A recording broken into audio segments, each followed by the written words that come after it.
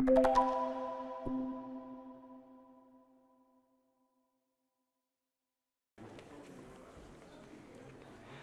everyone, my name is Komoliddin, and I'm a student of Webster University in Tashkent.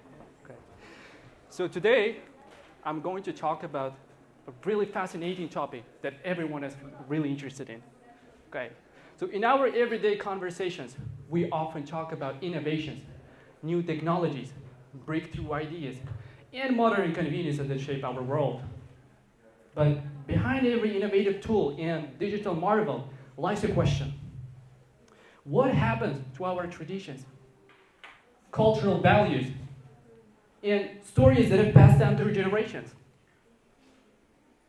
Today, I want to explore the idea of bridging tradition and innovation at the same time. It is not about choosing one over the other. Rather, it's about recognizing that our culture forms the roots of our identity. These traditions provide us with continuity, a cultural memory that connects us to our ancestors. On the other hand, innovation represents change and progress. It's a great way for solving problems and creating new possibilities for them. Imagine a world where the wisdom of the past meets the creativity of the present. It's not only impossible, but it's already happening. Speaking about the wisdom of the past, now, I want you to think of any classic tales that your parents or grandparents might have told you. Once again, think of any classic tales that your parents or grandparents might have told you. Yeah. Did you choose any of them? Great. And now try to imagine it with more modern sides. Even in this case, it still holds all its original meaning, just like a new way, right? Thank you. When we are talking about tradition, we are referring to the customs, rituals, and deep-rooted values. So, at first glance, tradition might seem at odds with each other. However, when we bring them together, we find that innovation can breathe like a fresh life into our traditions. This harmonious blend means preserving what is valuable in our culture, while adapting to the needs and context of today's world. Most of us associate preserving our heritage with stereotypes or any other cultural norms. So we're told it's a phase, but before we step into the so-called real world, but what if I told you that this mindset is holding us back? What if preserving our heritage is not a phase, but a journey, a process that never truly ends? Consider this. The world we live in is evolving faster than ever. New technologies emerge daily. Industries transform overnight. And the knowledge we once considered static is continually being challenged.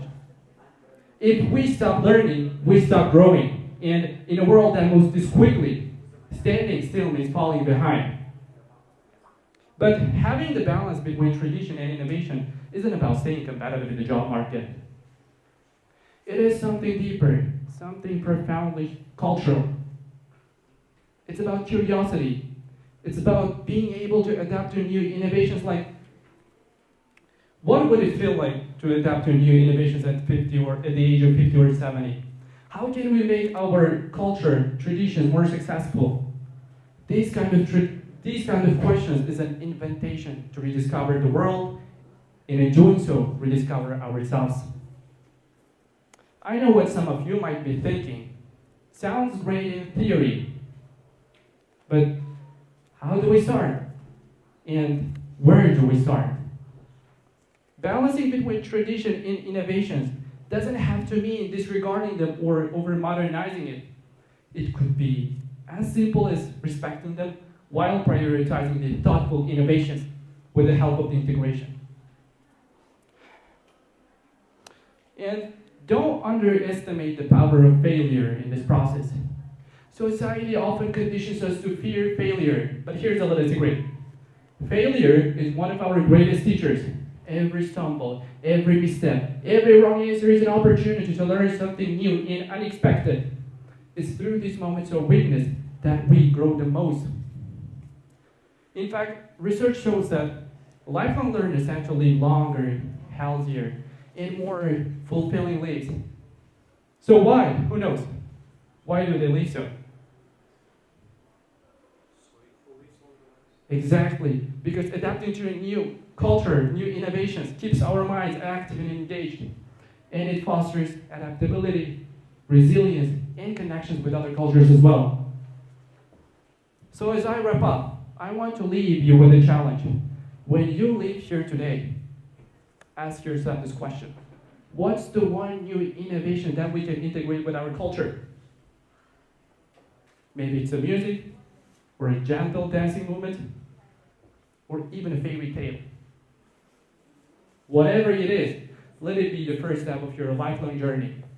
Because the ocean of lifelong learning is vast and infinite. The best part, you don't even need a board, a map, or even a destination. All you need is a courage to take that first step and willingness to let your curiosity be your compass. Thank you.